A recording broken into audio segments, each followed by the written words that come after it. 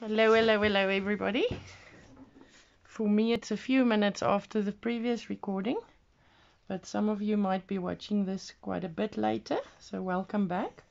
There's no admin to handle in this specific recording, so this is just me decoupaging this and chatting away.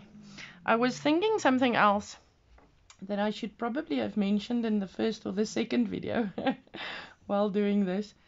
I know that some people struggle to, not struggle, or they can't sort of use the wet glue immediately and do it like this. So here's another method of doing this. You can also take a glue stick and it's easier on the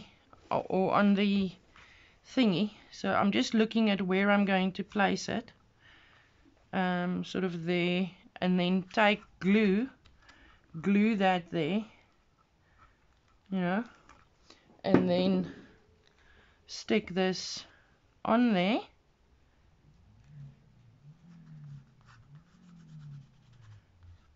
and then going over it with the water glue mixture.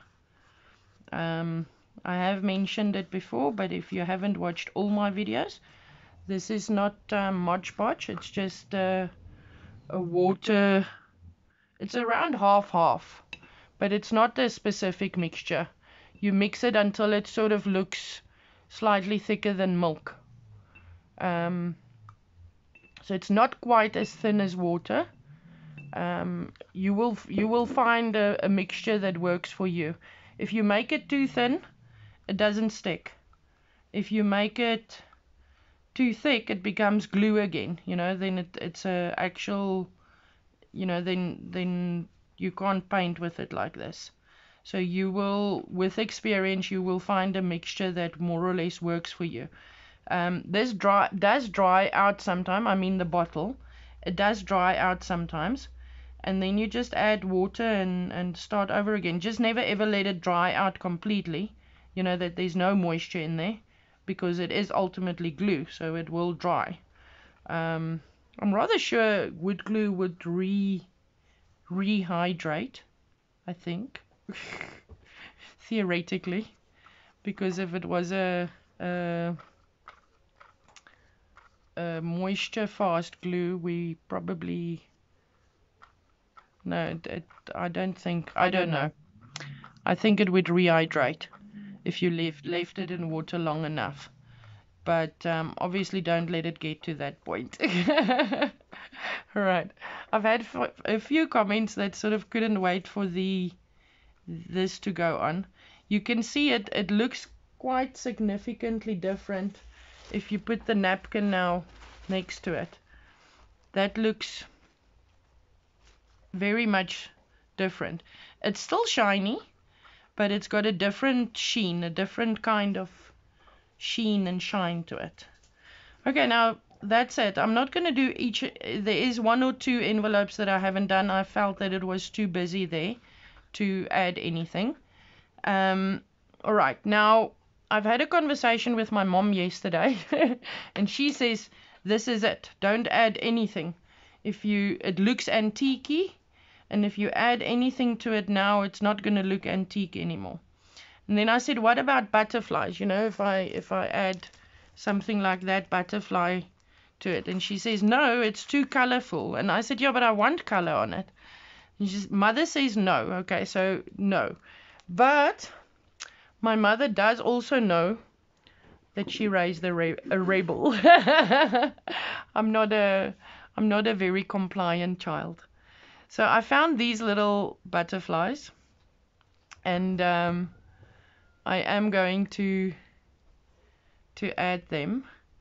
However, I need to still fussy cut most of them, which you can see it looks like that. I've only just cut two now before I started doing this video, so I won't be fussy cutting on, you know, doing all the little intricate bits. If you don't know what fussy cutting it means literally what it says, you know, fussy around the bits and all that. The secret with not doing fussy cutting too good, or if you don't do it too well, is this. You ink the bits that are, obviously you ink it because you don't want the white edges. So the secret to not doing it properly is inking it properly. And that takes all the white little bits on the sides away, and it makes it blend in with your project, and it also makes it look slightly antique. You can't really see this, you know, I realize, because it's brown on and it's got a black edge. However, if you look at that now, compare those two. That one's been inked and that one has not been inked, and you can see a difference there immediately. So it does make a difference in how, I want to say rounded off, but I'm translating from Afrikaans again. How well, you know, like just attention to detail at the end, you know, how well your product is looked at in the details. It does make a difference. Those little bitty thingies that you do in junk journaling, it does make a difference. It makes the difference between your work looking rough and your work looking nice and good and proper. I'm just going to slightly curl the wings, just very slightly, and I'm going to stick them flat. It's not like I'm going to stick them in the air, but I find that does sort of just give it a little bit of definition. I'm just folding it on the butterfly's body. I will be sticking it down. Look at that now, okay, as a comparison. If I put that one now flat like that, that one will also be flat, but do you see there's just a very slight that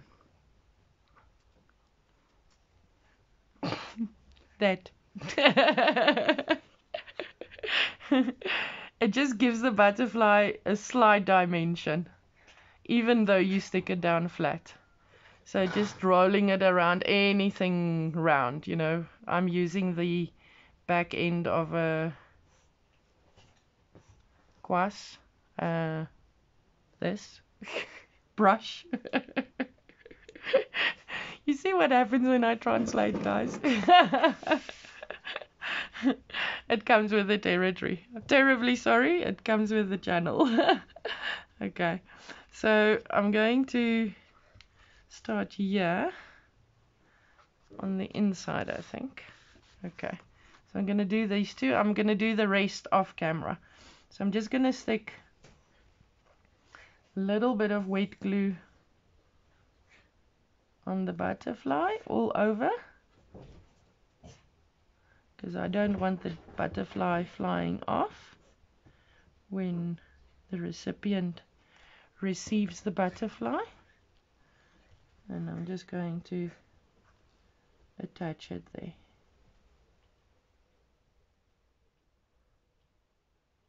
There we go. Lovely butterfly. And this one, where do we want this one? There. That looks good. So just attaching a little bit of glue. The glue is not, it's not struggling to come out, but it's quite a hard squeeze this to get it coming. And we shall put Mr. Butterfly there. Oh, we assume it's a male butterfly. It could be a female butterfly. That noise that you're hearing behind me is my two little doggies playing with each other. And I don't really want to stop them, because, I mean, what is life if not playfulness? There we go. So that's sort of the end result. Okay. I had a really good suggestion on adding a brad as a closure. However, I couldn't find my brad, you know, the punch. So in order to go on and not get stuck at this point, I've got some Velcro strips or dots, hook and loop dots. I believe most of you guys will know what I'm talking about. It might be called something slightly else. In Afrikaans we call it girts, because it makes girts. Okay, so what I'm going to do is I'm actually going to cut this in, I think, in 3 parts. No, maybe I should leave it on the paper before I do that. Right, find scissors. Here's scissors. Okay, so I'm going to maybe even 4 parts. I'll check if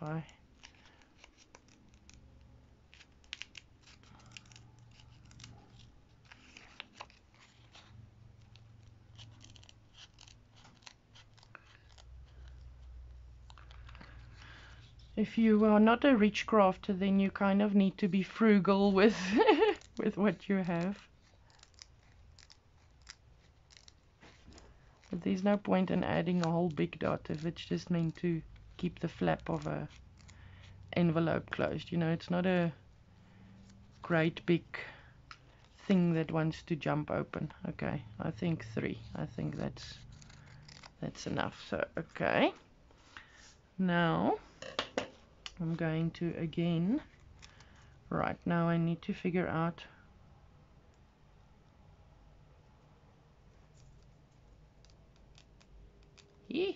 that sticks very well.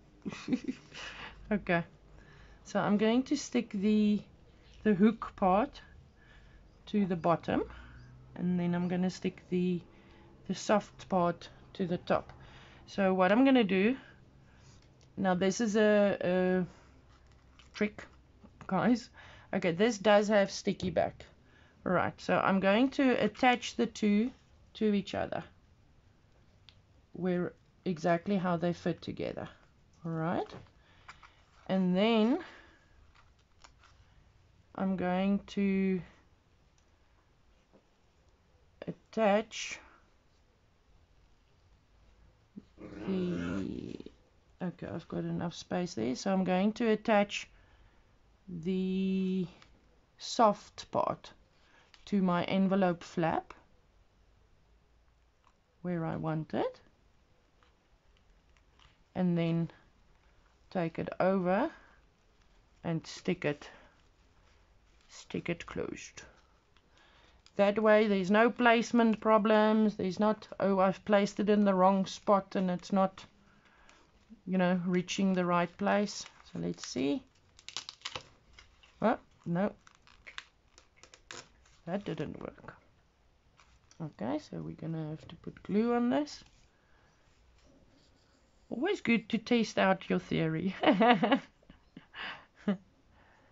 Now again, in order to place this correctly, I'm going to attach it to the bottom one now, where I want it to hook, and then putting the envelope flap over. Now I'm gonna have to leave that for a little bit to get stuck. I'm actually going to, this is quite heavy, I'm going to place that on there for a moment. Okay, right, next one. So I'm going to attach these two to each other like that, and then I'm going to open this, attach glue, not attach glue, put glue.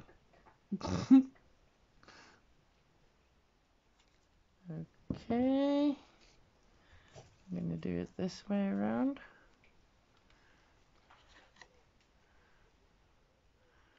Going to stick it in the middle there, just slightly off the top edge, not quite, you know, exactly at the edge. Just going to stick it there. Going to peel off that bit. It's moving and my fingers are getting stuck to it. Okay, attaching glue, putting glue, and stick it closed.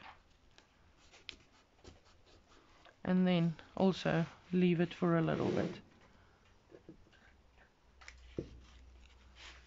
Move over. Next one. Where's my third one that I've cut? My third one is missing. Oh, here it is. Okay, so obviously I need to go on with the long ones, but I can just as well start on this side as well. So I'm attaching those two to each other.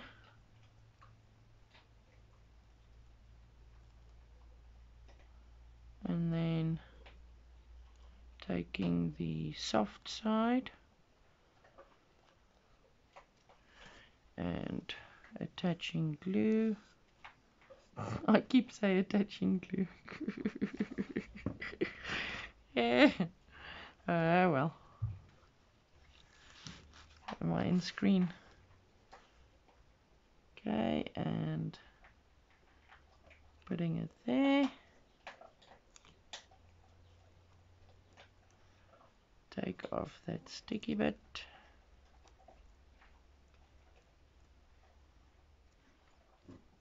Putting glue, not attaching the glue. There. And so I've started the video upload whilst I'm recording this. And so the first video is uploading as in right now. Okay, you can see I still need to do a bit of darkening on the edges.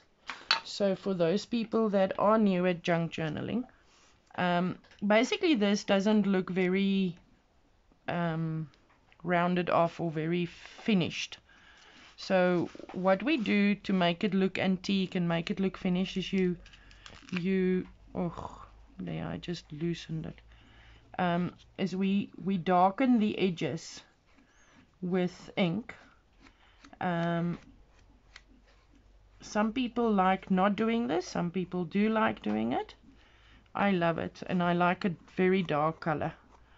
No mistake that I've darkened the edges. So you basically go around everything doing that, everywhere on both sides, and even on the inside, like there, you fold the envelope open, and you even do it there, and you do it there. So everywhere where this would naturally have aged if it was an old envelope, you do this on the inside and on the outside.